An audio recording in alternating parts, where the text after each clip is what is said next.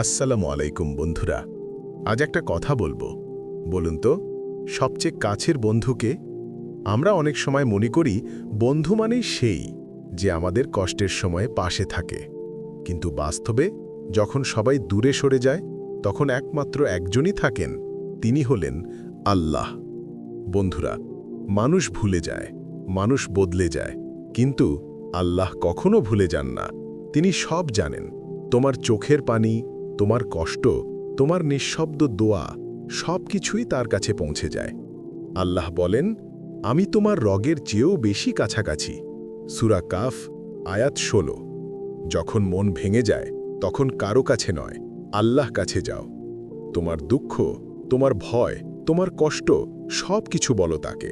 মানুষ হয়তো শুনবে না, কিন্তু আল্লাহ সব সময় শোনেন। আর তুমি যেই কেঁদে বলবে, আল্লাহ তোমার সেই কান্নাকে দোয়া বানিয়ে দেবেন। তাই বন্ধুরা, মনে রেখো, সবচেয়ে কাছের বন্ধু, সবচেয়ে বিশ্বস্ত সঙ্গী, তিনি শুধু আল্লাহ। আমাদের এই ভিডিওটি ভালো লাগলে লাইক করো, চ্যানেলটিকে সাবস্ক্রাইব করো ও ফলো করো ফেসবুক এবং ইনস্টাগ্রামে।